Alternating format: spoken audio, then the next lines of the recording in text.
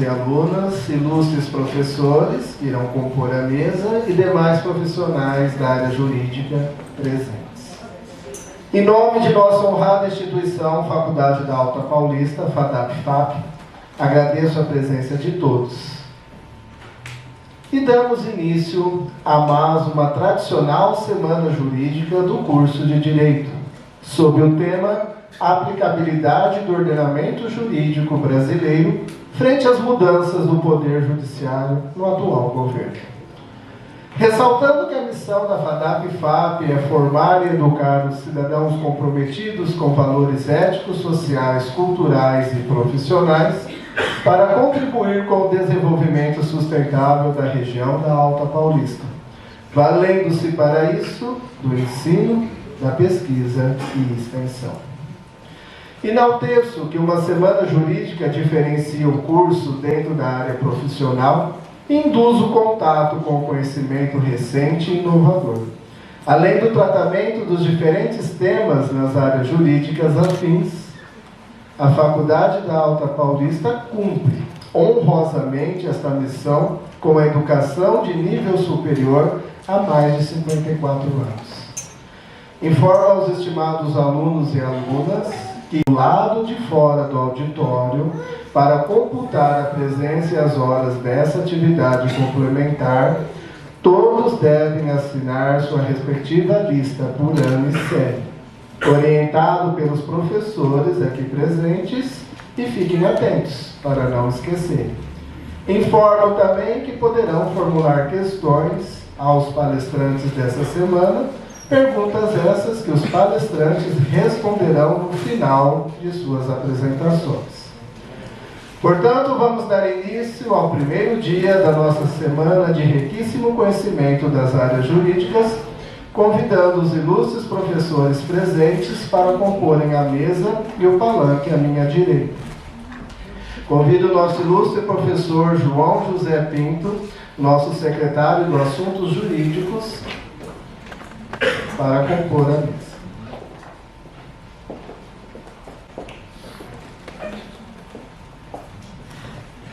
Convido a professora Flávia Eliana de Mello Colucci.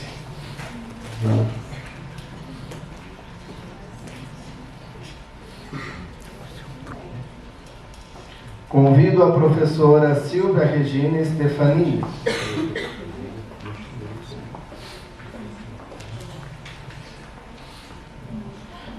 Convido a doutora-chefe do primeiro ofício do Fórum da Comarca de Tupã, doutora Arlete Pasta.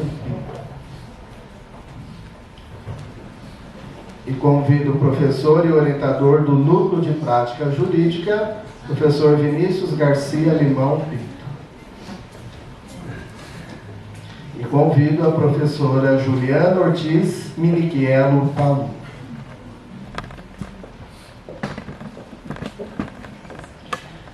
Apresento neste momento o palestrante desta noite, o Dr. Luciano Bruneto Beltrão. Dr. Luciano é formado pela Unitoledo de Araçatuba em 1997, exerceu o cargo de funções jurídicas de escrevente de 1998 a 2006, com início no Palácio da Justiça em São Paulo, sede principal do Tribunal de Justiça de nosso Estado. Atuando no setor de conferências de acórdão, tornou-se escrevente de gabinete do desembargador Fernando Sérgio Prado Pereira, no setor de direito público e, posteriormente, regressou para o Palácio da Justiça como escrevente no terceiro grupo das câmaras criminais. Alocado como secretário da seção da 5ª Câmara do Direito Criminal, e, em momento oportuno, foi indicado para voltar ao gabinete dos desembargadores e assumiu como escrevente do gabinete do desembargador Luiz Antônio de Godoy, na seção de Direito Privado. No ano de 2002, neste momento, o desembargador o indicou para ser assistente jurídico do desembargador Eckerson Maranhão, na seção de Direito Criminal, onde permaneceu até agosto de 2006, quando honrosamente ingressa na magistratura, e se torna juiz de direito substituto, lotado na comarca de Presidente Bernardes. Em 2007, foi promovido para assumir a comarca de Adamantina, e nesse mesmo ano recebe nova promoção para assumir a comarca de Penápolis, onde trabalhou na terceira vara judicial até o ano de 2018. Reconhecidamente pelos seus méritos na carreira jurídica, recebe outra promoção para a comarca de Lins, na segunda vara criminal até 2022. E, por fim, é deslocado em junho do presente ano para a primeira vara civil de Tupã, onde permanece como juiz titular. Passo a palavra ao ilustre palestrante que irá nos abrilhantar com um pouco da história de sua honrada carreira e o tema, sujeitos do processo e motivação para o estudo pós-formatura. Seja bem-vindo. Boa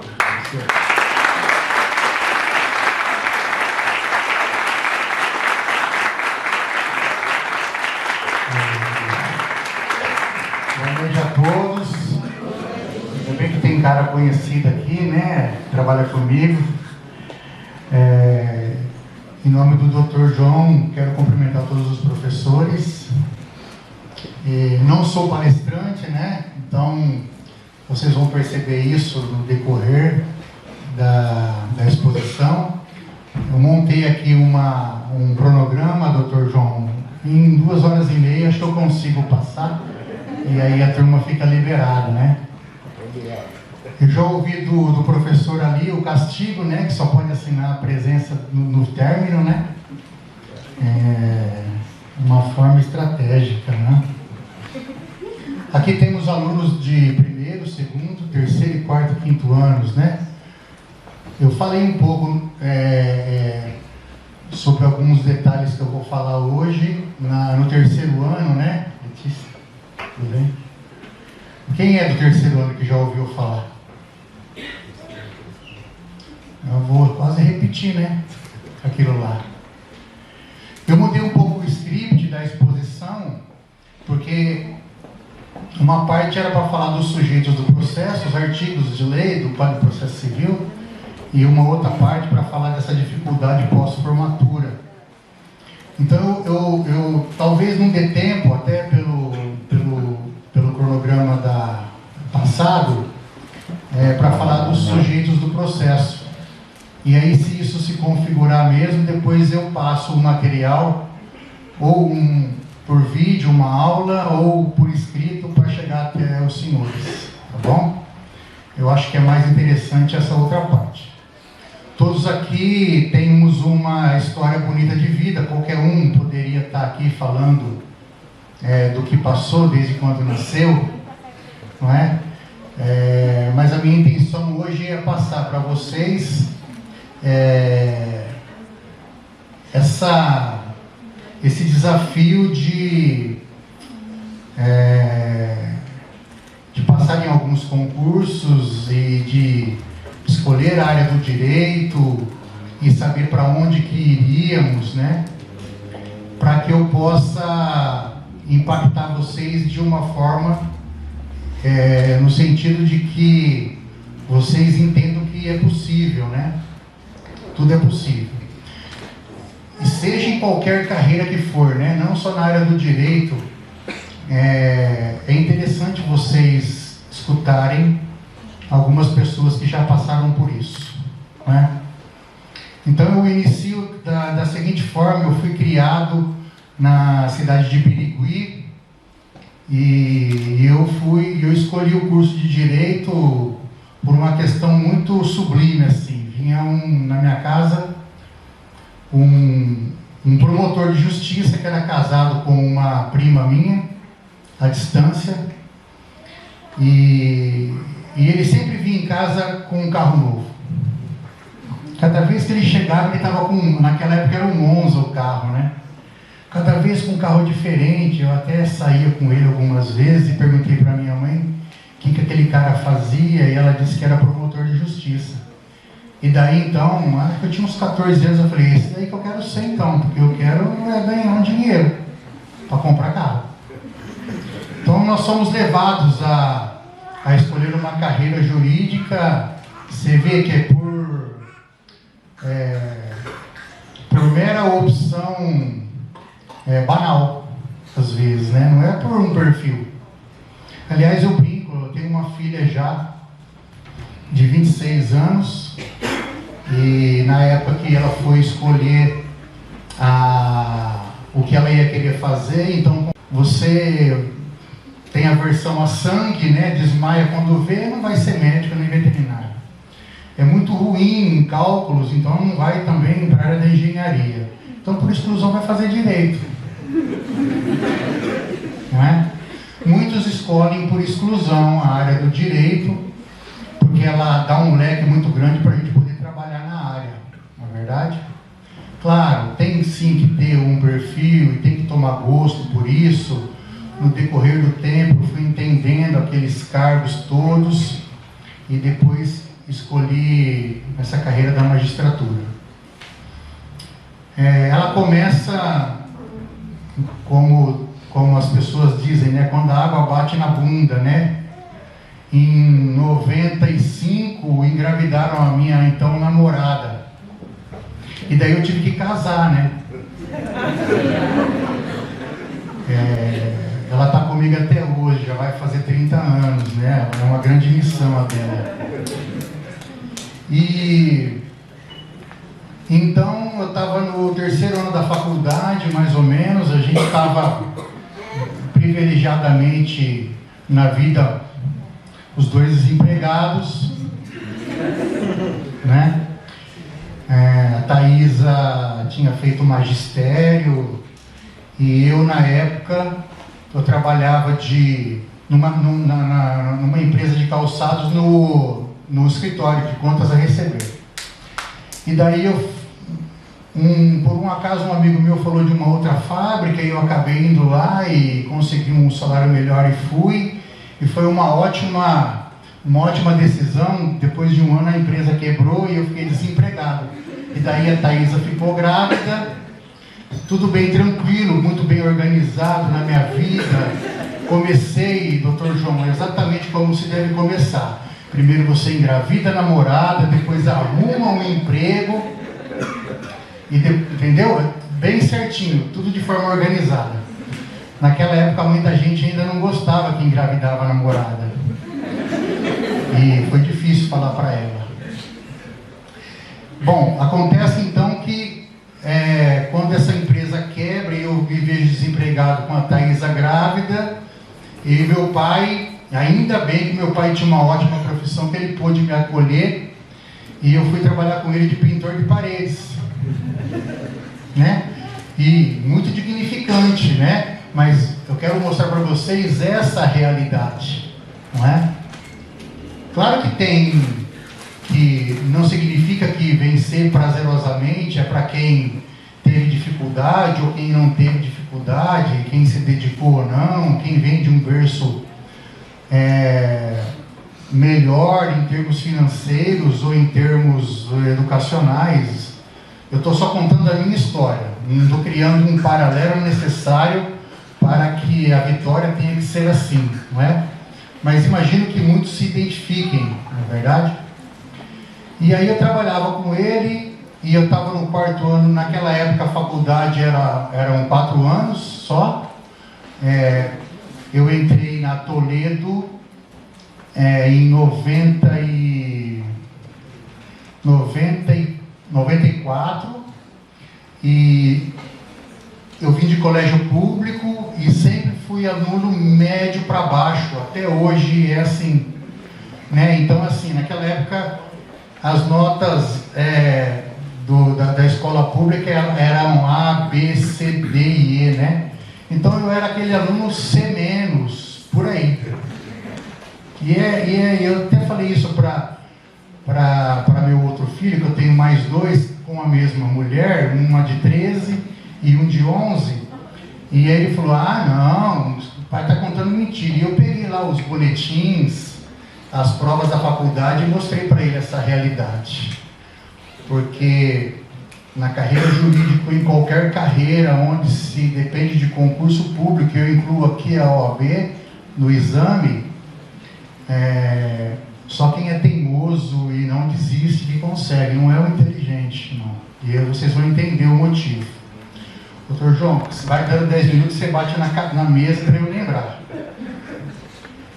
E então, eu fiz, saindo do terceiro colegial, eu fiz um vestibular para Direito. Naquela época tinham poucas vagas, né? Olha, isso a minha chefe está ali, a Arlete, né? Que eu sou chato de gramática, né, Arlete? Mas se eu falar errado aqui, nós foi e nós voltou. O que não pode é escrever errado, tá bom? E aí eu peguei e fiz vestibular na Toledo. Naquela época era só noturno, só tinham duas turmas, né, 200 vagas, era aquelas 30 por 1, aquelas coisas que ele falava naquela época. Eu não passei nesse primeiro vestibular, e aí eu fiquei tentando empurrar um pouquinho, acabei passando no segundo, tinha 200 vagas, passei em 237, e aí chamaram os 200, e minha mãe reza demais, e Nossa Senhora Aparecida, e vai já parte para Umbanda também, seja o que for que pudesse ajudar, né? No último dia lá desistiram mais alguns alunos e eu consegui me inscrever na faculdade da Toledo de Araçatuba. Então aí foram os 4 anos, 97 eu formo, né? Dentro dessa realidade que eu disse para vocês, de um aluno mediano para baixo, não ficava em DP porque alguns professores tinham até dó, mas exame, hoje é assim também, fica de exame para ver se não vai em DP, né? Sempre uns 3, 4 exames assim, e toda vez. Mas já naquela época eu tinha essa teimosia da paixão pela faculdade de Direito, e isso eu era apaixonado por ela, para mim era muito importante estar cursando uma faculdade de Direito, e eu levava muito a sério as aulas, os meus professores, os dias das aulas.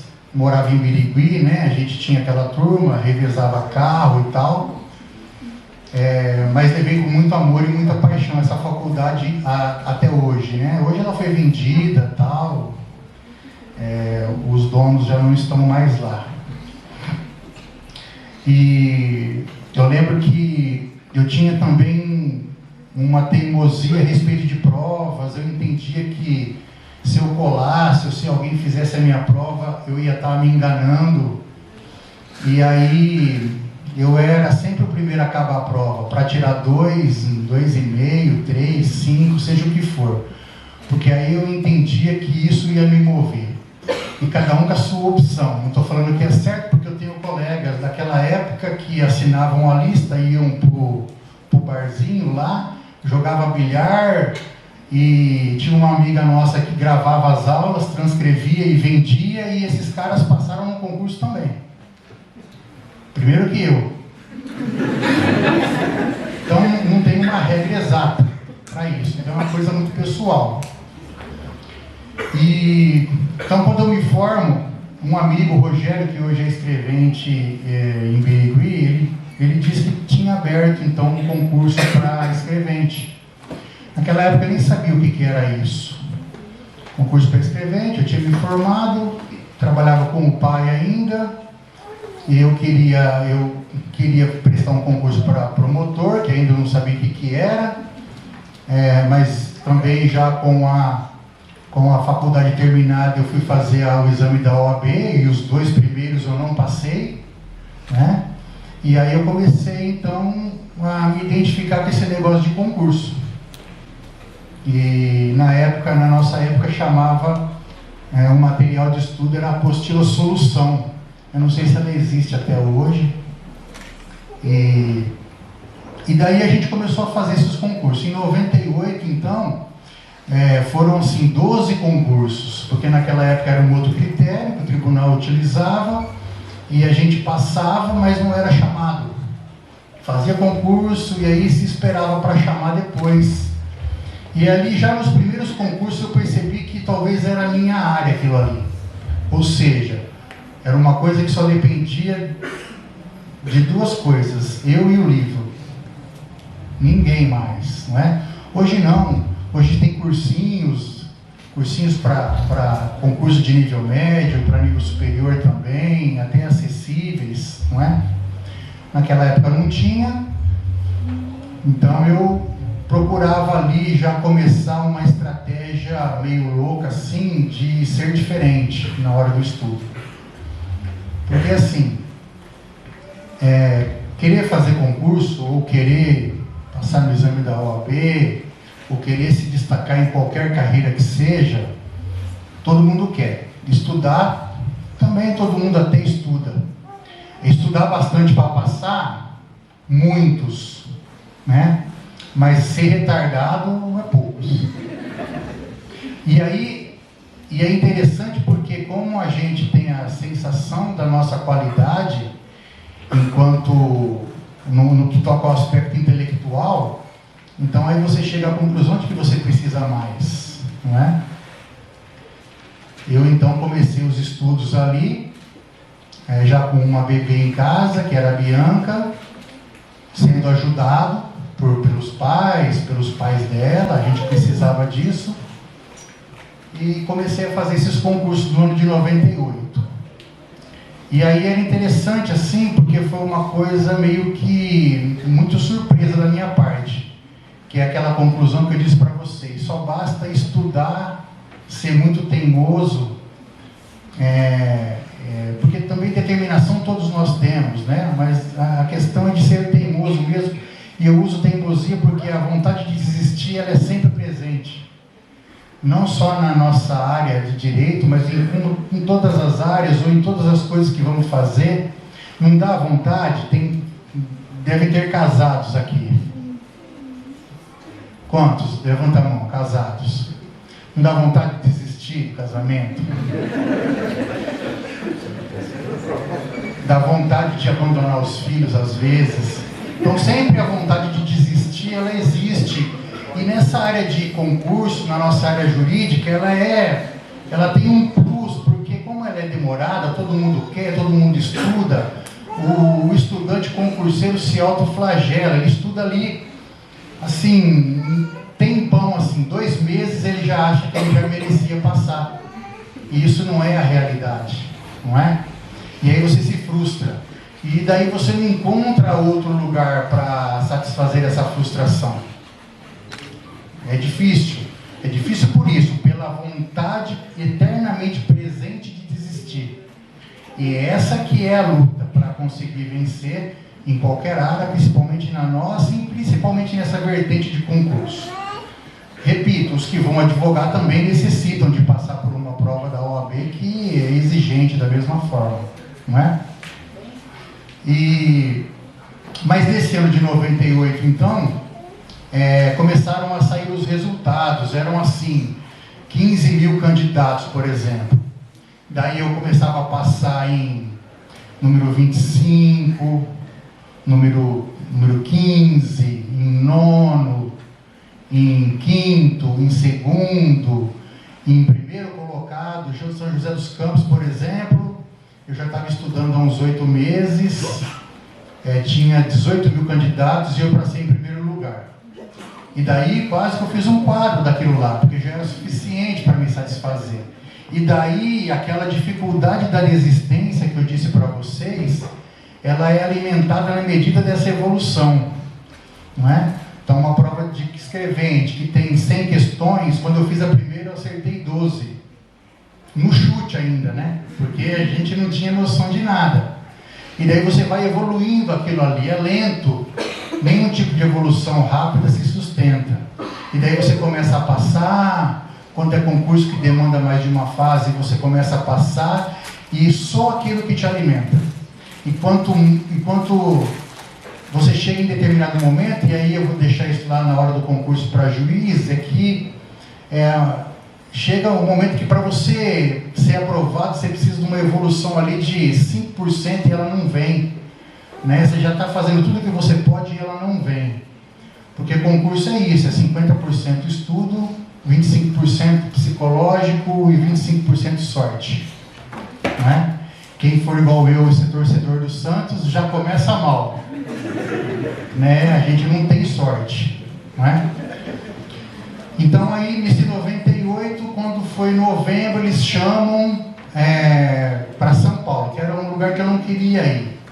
Eu passei e poderia ser chamado em Araçatuba, que era do lado da minha casa, em Presidente Prudente, Araraquara, Batatais, Catanduva, São José dos Campos, Guaratinguetá, Leme. Foi uma salada de cidade e chamou justamente na capital, onde eu não queria ir, porque eu tinha morrido de medo daquilo lá. E eu tenho um saudosismo muito grande, porque São Paulo me fez crescer como pessoa, como marido, pai de família e profissionalmente também, não é? E então eu assumi lá dia 27 de janeiro de 99 e por um acaso eu acabei caindo, e aí tem a sorte na nossa vida de estar perto desses desembargadores que o professor falou. E aí quando a gente chega do interior e a gente acaba trabalhando bastante, acaba se destacando, e os chefes lá gostam, e você vai galgando alguns degraus que são interessantes, financeiramente e funcionalmente também, não é? Eu lembro que quando eu passei no concurso e me chamaram lá, eu ganhava R$200 por mês e o concurso era 1.318. Daí eu já achei que ia ficar rico já. Eu falei, tô bem já, avisei meu pai, fique tranquilo pai, porque agora o senhor não é que não vai parar de trabalhar, mas pode trabalhar bem menos, porque eu vou te ajudar. E fomos eu e minha esposa para São Paulo. Deixa eu pegar uma água.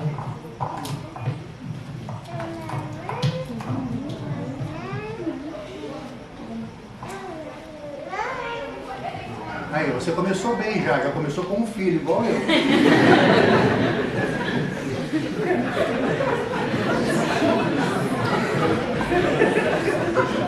É o caminho. É o caminho, porque não tem jeito. O filho te empurra, né? Não tem jeito. E onde eu estava mesmo? Você que está prestando atenção.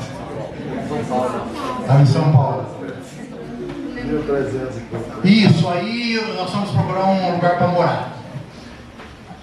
E aí a gente ficou lá no centro de São Paulo, porque meio que tinha medo para ir para outros lugares, precisava de um fiador, e tinha um tio da minha esposa lá que poderia ajudar. E aí o aluguel era 700. E aí eu já avisei meu pai que ele precisava trabalhar um pouco mais. A mãe era costureira, não é? E de um berço muito bom, um berço bravo, que aí eu dou um pulo lá para a magistratura, quando você passa na primeira, na segunda, no exame oral, vamos para uma fase de psicotécnica e psicológica, que você conversa com duas pessoas, com duas assistentes sociais e duas psicólogas, para ver se você não é louco, alguma coisa assim, e ainda tem um monte de juiz desse meu jeito, que passou no psicotécnico e no psicossocial, e lá perguntavam como foi a minha educação, e eu dizia que a mãe foi um pouco brava, batia muito, naquela época podia, e não ia negar, porque não adianta, se eu estiver contando mentira, vão saber, e eu não queria que ela percebesse isso da minha parte, quem estava me avaliando.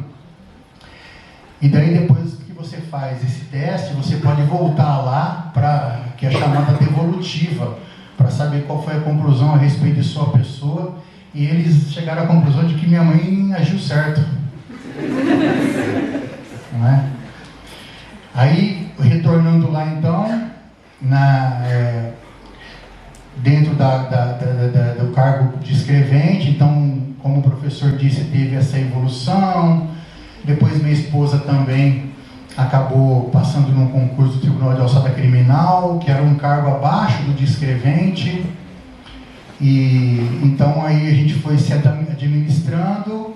E em 2002, quando eu volto para um gabinete de um desembargador, o Dr. Luiz Antônio de Godoy, que está até lá hoje, ele até foi presidente da seção de Direito Privado, muito respeitado.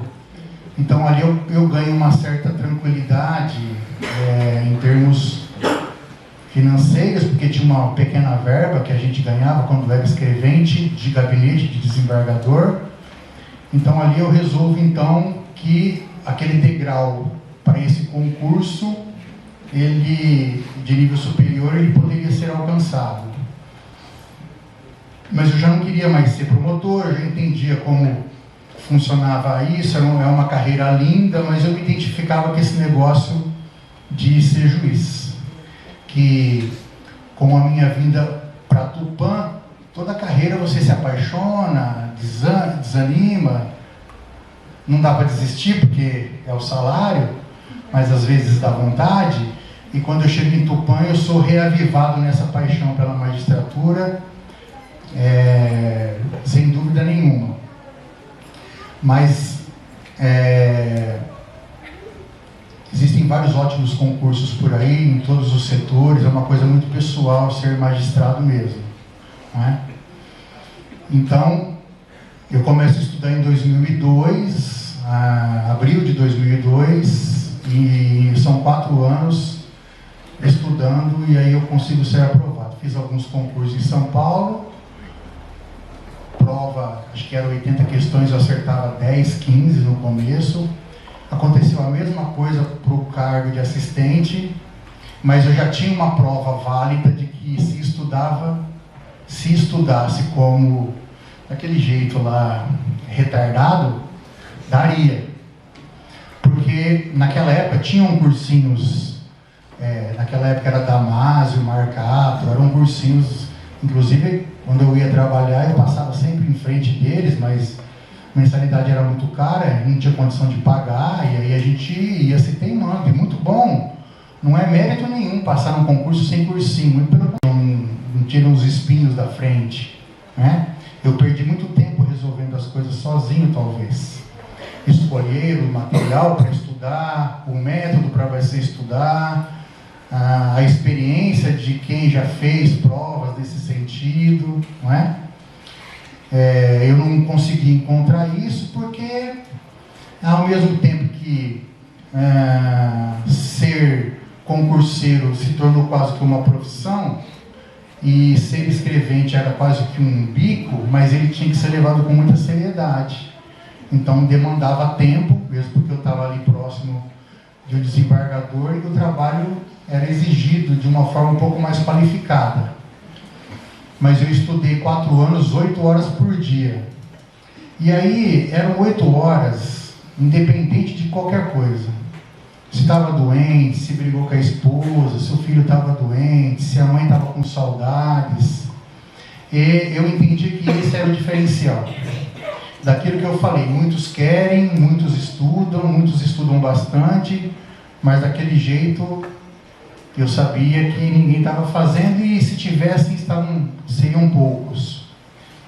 Tentei fazer alguns concursos em outros estados, acabei não obtendo êxito.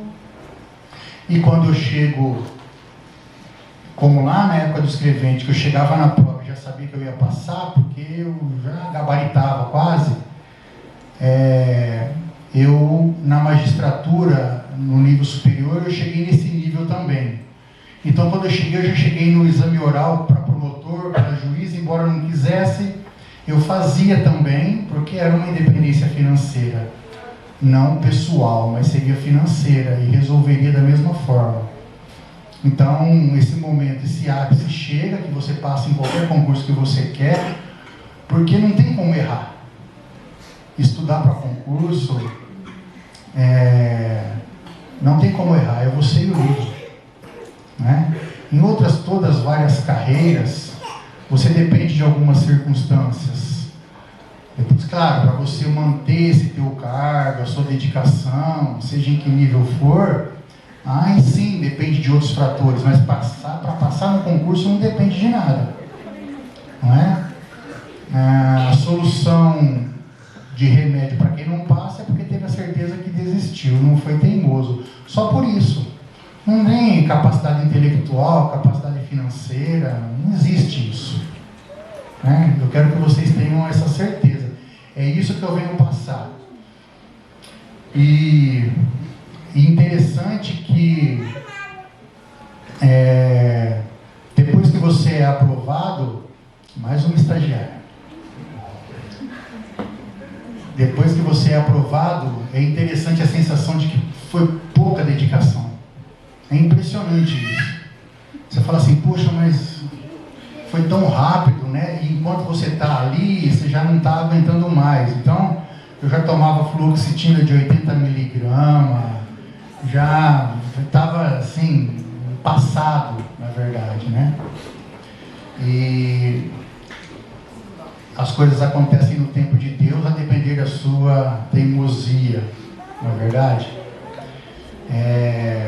Eu adoro falar de concursos, porque o concurso é uma das vertentes que se abrirão para vocês quando formados. Ele pode ser trabalhado já ali no primeiro ano, no segundo ano. Se eu soubesse que existisse negócio de escrevente, oficial de justiça, concurso de nível médio, que também precisa aqui de estudar, de levar com seriedade, eu já teria feito. Eu não sabia. Tanto que quando eu comecei a estudar para concurso já formado, que caía gramática e matemática. E aí eu fui descobrir o que era matemática. E muito mais do que era gramática, era assustador o negócio. Quando eu comecei a pegar uns livros lá da biblioteca e verificar que nas provas o que caía de gramática, e eu já formado, era vergonhoso, não é? Mas é assim para todos, não é? É assim para todos. A gente tem lá no ensino público, ou no particular, ou na faculdade, os professores com toda a vontade de passar as coisas para a gente, e a gente não está muito preocupado às vezes, né? Não precisa agora, né? E a gente descarta essa grande possibilidade de evoluir a cada minuto, porque quando vocês estiverem sozinhos, aí é complicado. Então dê muito valor aos professores e à faculdade de vocês, porque é uma dedicação, posso garantir aqui, acima de tudo pessoal. Não é... Professor hoje não pensa em lado financeiro, nada. É pessoal. Então, quando um ou outro de vocês absorvem isso, é muito interessante. Mesmo eu tendo esse cuidado, a gente acabava deixando, porque tinha algumas obrigações. Eu trabalho desde os 11 anos, porque a mãe achava que nós tínhamos que trabalhar, ninguém passava fome não, mas tinha que trabalhar. Então aí faltava tempo, às vezes, etc.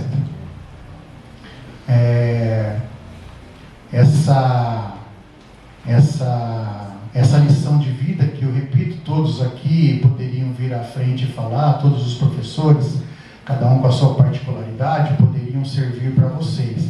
Bom, é legal o juiz vir falar, não é?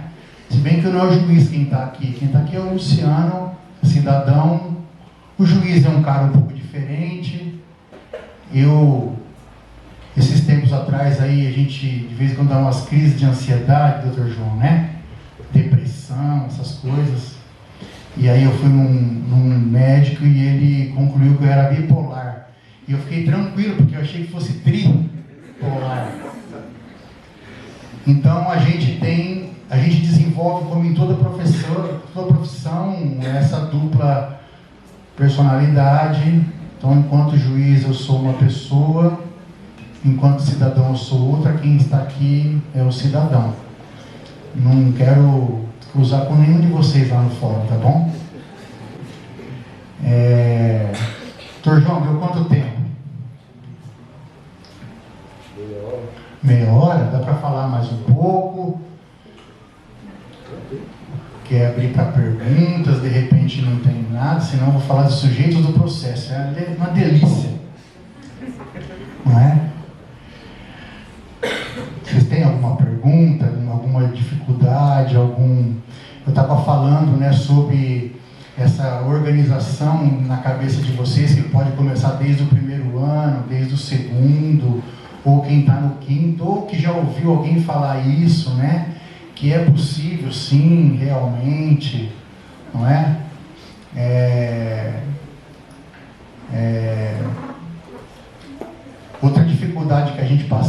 é que naquela, não sei agora, mas naquela época assim, não vai passar em concurso, é tudo carta marcada.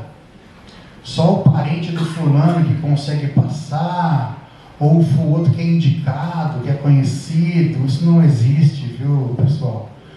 Já existiu talvez, ou existe em menor quantidade, mas ninguém segura quem tem a vontade e que não desiste, não é verdade? Ninguém segura. A gente tem muitas histórias para contar dentro dessa carreira de estudante. Eu lembro que quando começava a passar esses concursos para escrevente, trabalhando com o meu pai, e aí apareceu uma moça lá em casa. Na minha época não tinha lá internet, nem telefone, a gente tinha, era jornal dos concursos. Então eles pegavam um nome, viam o nome e acabaram me achando. E aí vieram lá para eu dar aula. E é muito interessante, vieram 8, cobrei R$100 na época de cada um, quase que eu me senti rico de novo. E é muito interessante porque dos 8, 7 passaram, não é? Que eu fiz eles gabaritarem uma prova de direito do concurso para escrevente, porque eu já estava gabaritando, o jeito de estudar é esse. Não adianta. Você vai fazer uma casa, o jeito de fazer a casa é esse. Se você vai ser professor e vai dar aula, o jeito de dar aula é esse. Não é? E depois eu tive a experiência também com a minha esposa, que também precisou dessa estratégia, dessa técnica simples que eu acabei de passar para vocês, que a todo dia você vai pensar em desistir, e que se você não desiste, você vai conseguir. O tempo a Deus pertence. Às vezes você começa a estudar, daí um amigo teu, depois de um ano começa, ele passa, você não passa. E daí não pode se comparar. Se você se compara, você regride. Cada um daqui foi escolhido para estar aqui, e a personalidade é individual, ninguém é igual a ninguém. E meu irmão também. Meu irmão era um cara resistente, muito mais médio que eu, intelectualmente falando. Nossos pais obrigavam a trabalhar e ir para a escola sim, mas eram analfabetos, então não tinha essa percepção, como hoje nós temos dos filhos. E o meu irmão, depois de já também engravidar a namorada dele, e aí ele chegou em determinado momento que na iniciativa privada é assim, né? Você está no emprego, você ganha 100, você está lá 10 anos, você é mandado embora, aí você pode até arrumar um outro emprego, você está qualificado, mas você não ganha mais 100, você ganha 50. E ele passou por isso, e então cedeu a minha quarta tentativa de fazê-lo estudar para concurso, e depois então ele acaba conseguindo também. Hoje ele é agente penitenciário, muito feliz. Qualquer concurso. É muito bom pingar lá todo mês. Mas dá para ficar rico com concurso também, viu? Ser aprovado para cartório de registro de imóveis. Quando eu passei em 2006 para a magistratura, os cartórios começaram a abrir concurso. Só que eu era apaixonado pela magistratura e não entendia muito bem isso. Hoje, depois de me satisfazer dessa essência da magistratura, eu seria dono de cartório. É um concurso igual ao da magistratura, igual ao do Ministério Público, a dedicação é a mesma. Tem os perrengues do dia a dia, mas é muito interessante financeiramente falando, né? Em cidades do nível de Tupã para cima, é muito interessante. Eu não dou mais conta de sentar para estudar. Foi o professor que me pediu o currículo, né?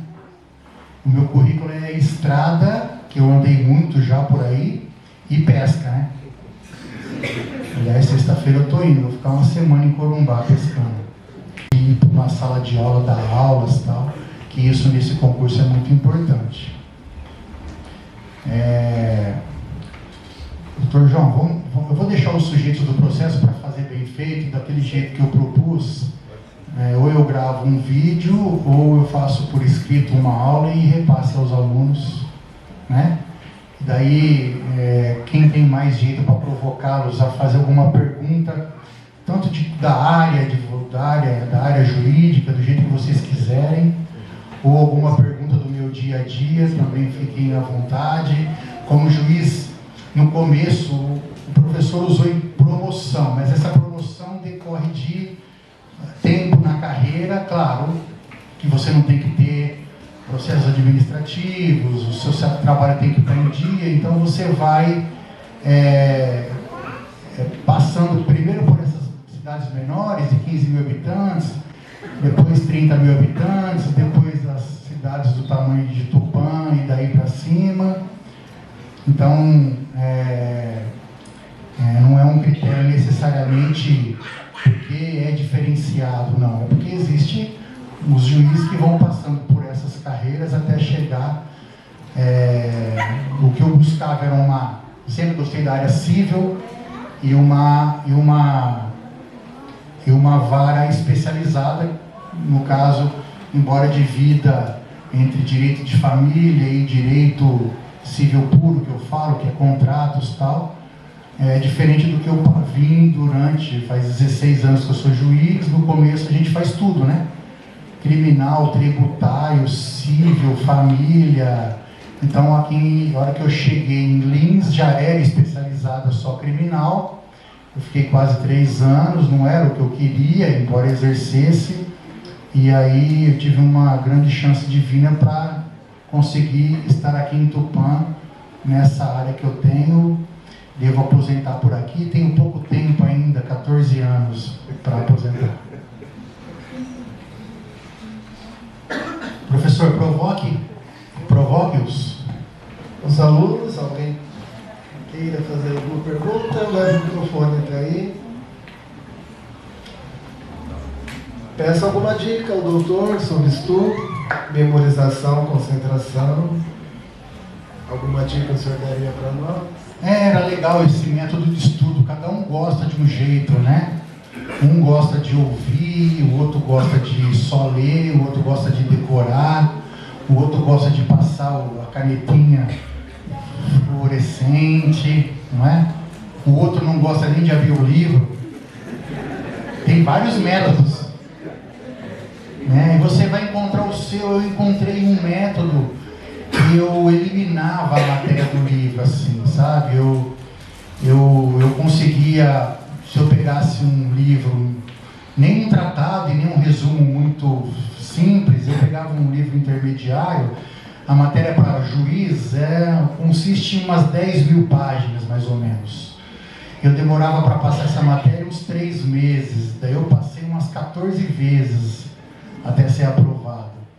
Então, não é muito, tem outras carreiras que demandam mais dedicação que isso, mas era uma estratégia que eu encontrei. Então, um livro que eu demorava uma semana para estudar, não para ler, para estudar, eu preparava ele e criava umas coisas meio loucas, uns códigos assim, que depois eu estudava ele em 3 horas.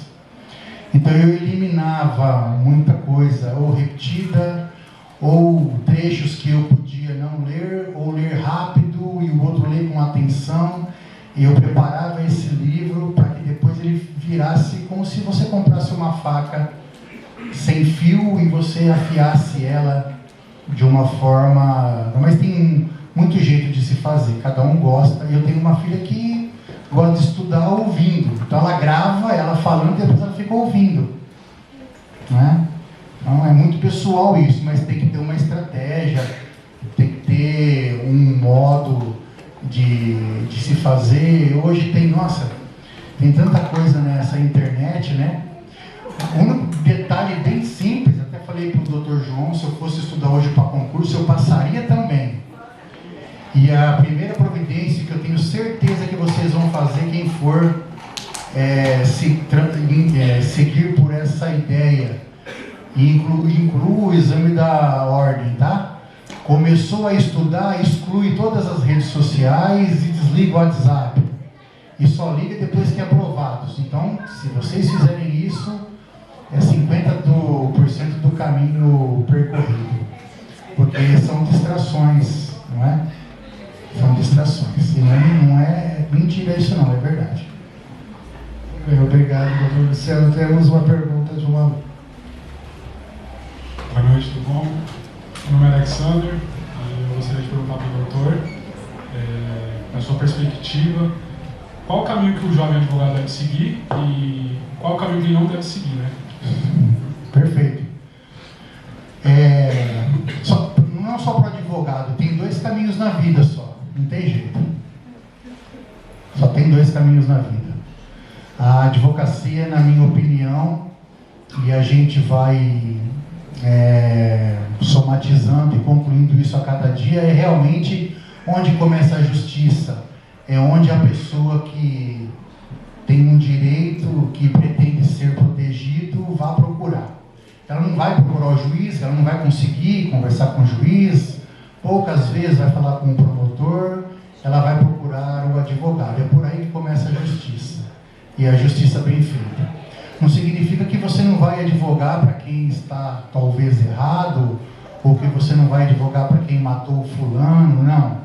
A essência da advocacia é defender o interesse daquele cidadão, dentro do que vocês, alguns já estão ouvindo e outros vão ouvir, sobre a ampla defesa, sobre o contraditório, um devido processo legal, não é? Todos que começam na advocacia têm a grande dificuldade de que no começo é difícil, né? As pessoas não confiam em você, se tem um problema vai levar para um outro advogado, já mais conhecido, ou se a pessoa vem até você, ela não tem dinheiro para pagar, e muitos não têm, e aí você vai trabalhar por êxito, ou seja, se você ganha também, mas é possível começar. Tem uma advogada que é mulher de um porteiro do condomínio que eu moro, ela começou há pouco tempo também, advogando na área do INSS, na área trabalhista, se inscrevendo na defensoria, né? Que existe um convênio em cada cidade, para que os necessitados sejam indicados e os advogados então ganham uma verba do Estado que não é muita, mas ali é interessante você começar. Como toda profissão, tem os seus bônus e os seus ônus, mas por mais que algum cliente o procure com a sua sensação de que talvez ele não tenha aquele direito, você consegue, dentro da ética e da técnica processual, fazer uma defesa dele sem se envolver. O advogado não deve, na minha opinião, nunca trocar uma causa pela sua carreira, não é? O cliente passa e ele está ali estabelecendo. Na advocacia, tal como em toda profissão, se ele começa certo, ele vai obter êxito depois. É uma grande e linda profissão que ela nunca esteve no meu radar, porque eu entendia na época que a minha necessidade era muito rápida e eu não conseguiria, primeiro porque os dois exames da OAB eu não passei. Então aí também me desestimulou um pouco, ok? Mas só temos, Alexander, né? Só tem 2 caminhos, o certo e o errado. Boa noite. No ramo do direito, a gente consegue pegar e seguir por diversos caminhos. Você atualmente está atuando como juiz, então eu queria saber, da sua perspectiva, existe algum perfil que se encaixa melhor com aquele aluno que está indeciso e que não tem certeza se quer ou não seguir para o caminho da magistratura ou se quer o ramo da advocacia, por exemplo? Eu acho que tem, sim. Eu acho que tem. Se você conversar aqui, alguns vão ter a vontade de advogar. Eu já tive pessoas, funcionários ou estagiários, ou minha filha, por exemplo. Minha filha estagiou comigo 3 anos, mas nunca passou pela cabeça dela ser um juiz, nem promotor. Ela quer advogar, não é? Então vai do perfil. Claro que a gente tem que juntar perfil com mínima independência financeira, não é? Então você tem um perfil perfil. Você vai conversar com outras pessoas que falam, não, eu quero ser delegado. Tem um perfil. O outro quer ser um promotor. E o outro quer ser um juiz. É assim. E essa decisão não pode ser por um achar. Eu acho legal decidir a vida das pessoas. Eu tenho um colega promotor que diz assim, e um ótimo promotor, ativo, combativo, ele fala assim, eu nunca me imaginaria na condição de um juiz, porque eu não ia conseguir dormir sendo que eu decidi a vida ou o destino de uma família, não é? E é uma questão de perfil. Outros vão falar, não, eu não quero ser promotor, eu não quero colocar a mão lá, eu quero ser juiz. Por quê? Porque eu estou quieto aqui, eu sou um vaso, alguém tem que me trazer o problema, eu não tenho que ir atrás do problema. E daí o promotor não, ele tem que ir atrás. Daí o advogado talvez se encaixe nisso também, não é? Então daí é confortável você ficar ali. O cara me traz o problema, se ele prova ele ganha, se ele não prova ele perde. Na área civil é mais assim, na área criminal um pouco mais, com mais liberdade, para buscar o que vocês vão ouvir de verdade real, verdade formal, verdade real. E dizem que tem várias verdades, né? Tem a verdade da parte autora, da parte ré, a verdade verdadeira, mas o que interessa é a verdade processual, é aquela que foi provada, não é? Então, para o juiz, para quem acha, é muito confortável, talvez, você não vai se expor nesse momento, mas você vai dar a palavra final. Eu falo a palavra final em termos de judiciário, porque da minha decisão você vai recorrer para São Paulo, para Brasília, né? O juiz de primeira instância é a primeira decisão, que ela é recorrível, não é? Então, sem dúvida, eu acho que é interessante sim conhecer o que cada uma dessas profissões faz, porque também se alguém for em busca só do lado financeiro e não fazer aquilo com um mínimo de prazer, você podendo escolher, vamos entrar numa seara um pouco mais fática de você ter um equilíbrio na sua vida a respeito de buscar uma independência mínima financeira, um prazer pessoal, e nós também temos que ser felizes com o que a gente faz. Eu acho que eu acertei nessa parte do que eu queria. Eu não seria um bom advogado. Às vezes as pessoas vêm me perguntar, eu falo, Deus, procura um advogado, porque eu não consigo te atender nisso, porque a visão é outra, não é? Então eu não seria um promotor, não sei, talvez eu fosse um bom promotor, mas não seria feliz, nem seria um advogado feliz, nem um delegado feliz. Tá bom?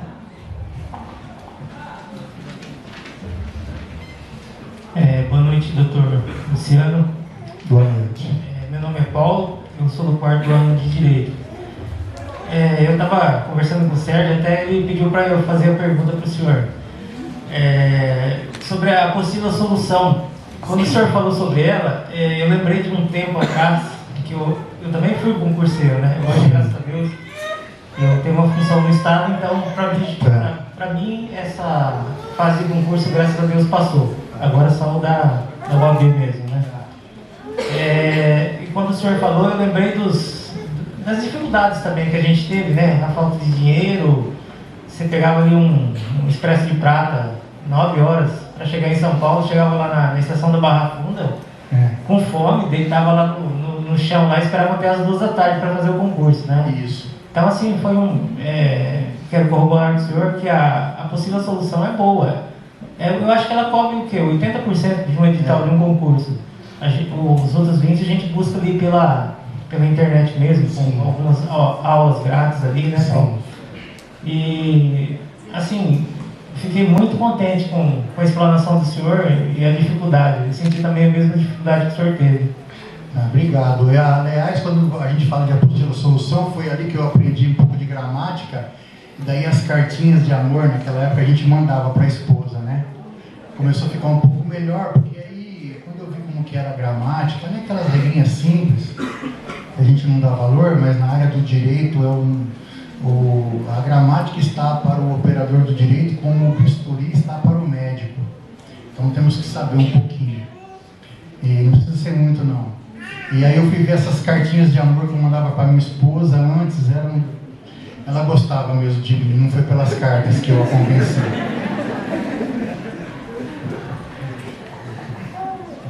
Doutor Luciano, boa noite. Sou Luiz, do primeiro ano. Fui convencido por juristas, amigos, a ingressar aqui no curso de Direito. Acredito que eu sou o vovozinho da turma. E alguns professores muito amigos também ajudaram no convencimento, com quem a gente tem amizade. E aprendi durante os anos de vida que para cada lei há outras 1000 leis que a contornam, para cada decisão do juiz. E o juiz muitas vezes ele tem que estar interpretando. E eu já aprendi nos primeiros meses aqui da faculdade que o direito é interpretativo. Como é que o senhor lida com essa questão, se é que é isso mesmo, nessas interpretações da lei, para julgar casos e casos que a gente sabe que muitas vezes é bastante complexo, né? Sobretudo seja na vara civil ou na criminal, deve ter as suas complexidades. Muito obrigado. Ótima pergunta. A gente tem sim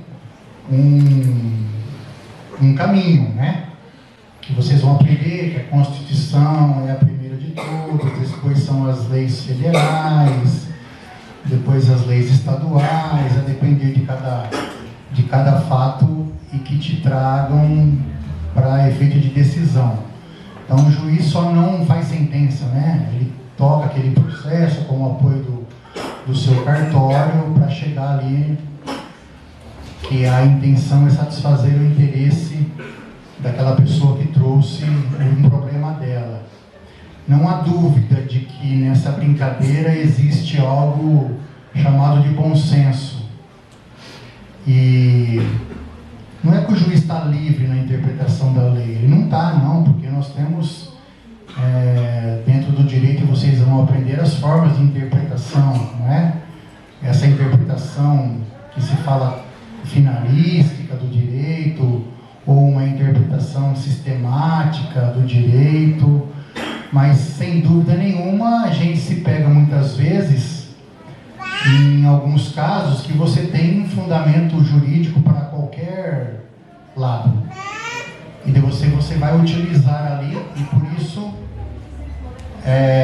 a magistratura, como outros concursos, se preocupa com essa vivência de quem vai julgar a vida das pessoas, né? O Código de Processo Civil fala, né, que o juiz julga também de acordo com a experiência do dia a dia, do que ordinariamente acontece, com alguns costumes, mas a base de tudo é sim a lei. Para cada lei existem outras 1000 ali, usando a sua metáfora, que pode sustentar ali ou acolá. Por isso que o juiz ele está vinculado, ele tem o livre convencimento. Os advogados vão tentar convencê-lo de que tem direito. Só que esse livre convencimento ele tem que ser sempre motivado. Então eu tenho que escrever o motivo que eu estou tendo aquela interpretação com base naquela lei. Cada vez mais o ordenamento jurídico se torna uniforme. Tem muitas decisões hoje que os tribunais superiores, STF, STJ, eles definem um entendimento sobre aquela matéria e nós temos que cumprir. Então não é em todo caso, não é? Mas eu costumo brincar assim, se você pegar de uma escala de 0 a 100%, desse lado, os primeiros 25%, se a pessoa for muito amiga minha mãe, meu irmão, nesses 25% a legislação vai travar e eles vão perder. E o oposto é bem parecido, os outros 25%, imagina que um cara que eu tenho raiva, o Filipão, que ganhou do Santos, e ele está aqui pleiteando alguma coisa, eu não gosto dele, por exemplo. Imagina que o juiz pode ter essa percepção, embora não, mas ele vai ganhar, porque a legislação está ali. Agora existe sim uma zona nebulosa, não que o juiz vai decidir quem gosta ou quem não gosta, nada disso, não é? Não estou falando que não existem problemas desse jeito, né? Estou falando da minha pessoa. Eu não olho o nome para julgar, não olho o nome da parte do advogado, eu olho o fato que é trazido para mim, se está aprovado ou se não está. Mas em grande parte há sim uma interpretação, não do juiz, ele quer fazer aquilo, não. Uma interpretação dentro de um sistema normativo, que é meio que óbvio, né? Não tem como positivar, tudo tornar lei.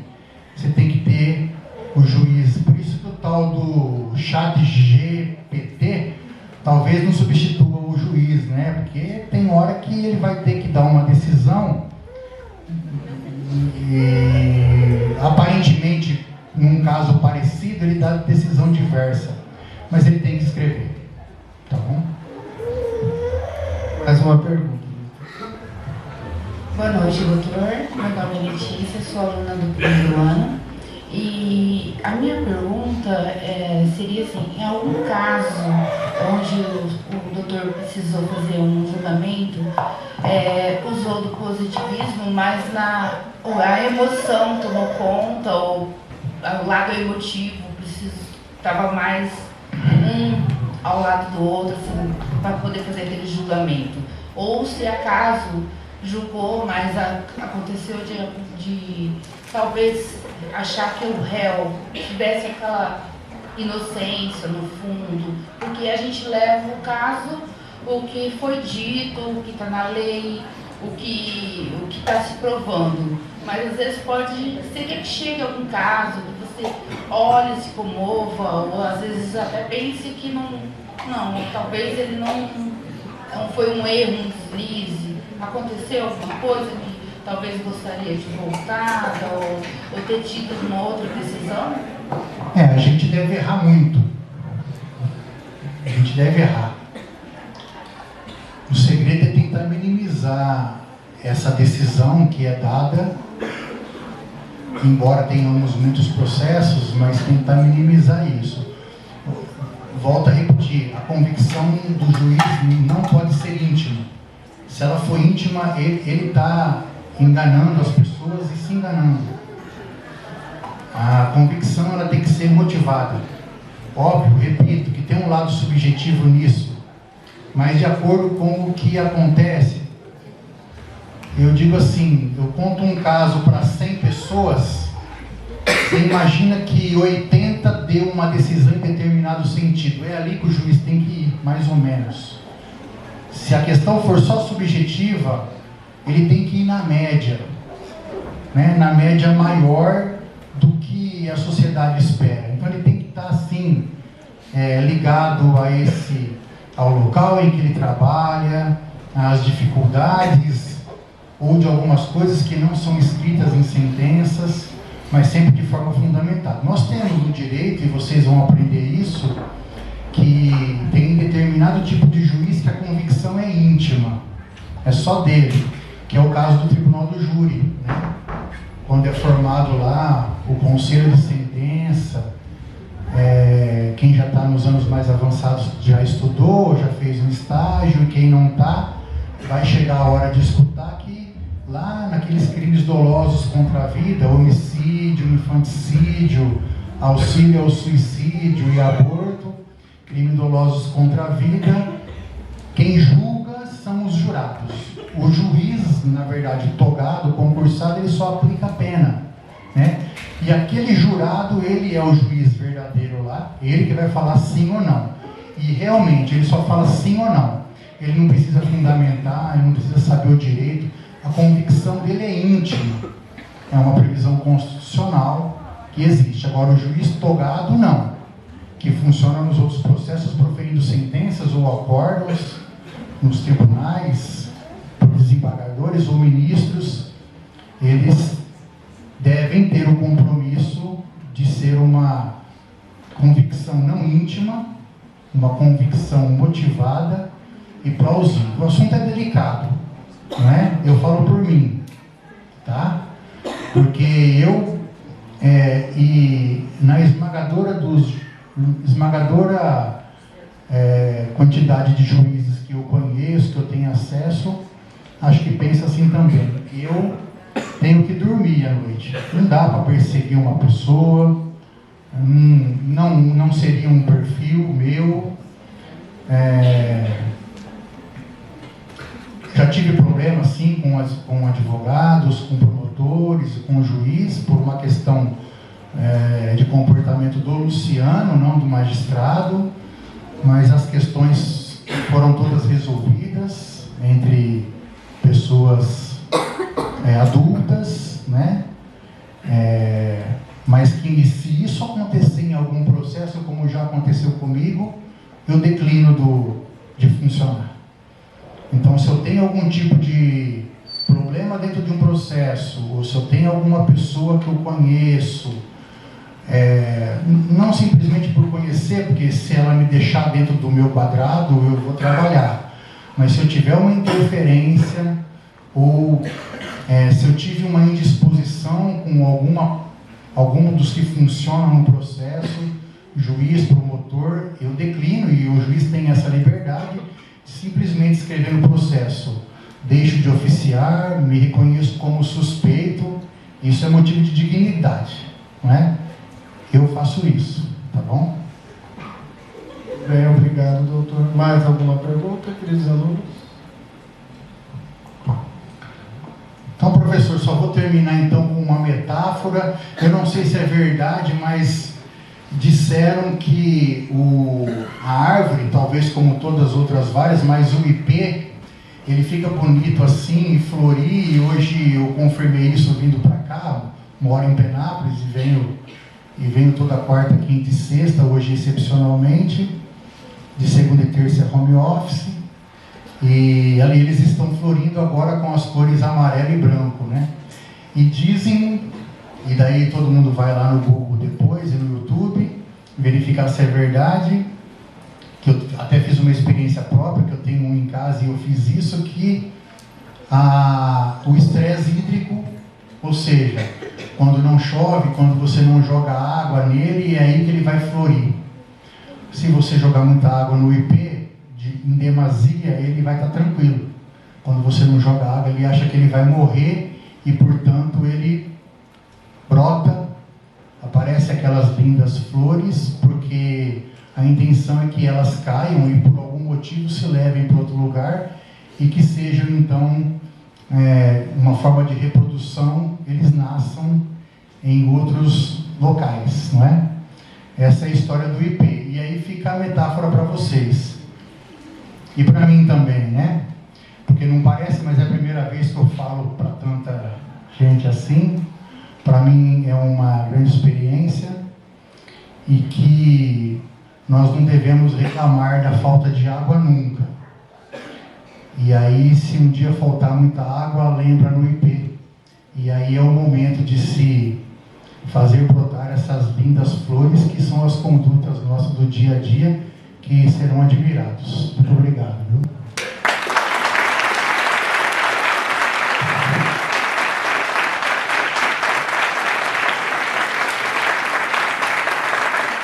Em nome da nossa instituição, agradeço a riquíssima contribuição. Solicito que o Dr. João então entregue o certificado de participação no nosso primeiro dia da Semana Jurídica. E seja sempre bem-vindo à casa.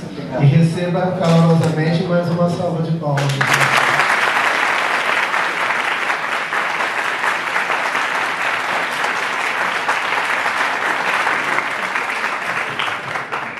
Queridos alunos, então fiquem à vontade para as fotos e os professores, por favor, me auxiliem com a lista lá fora, na mesa.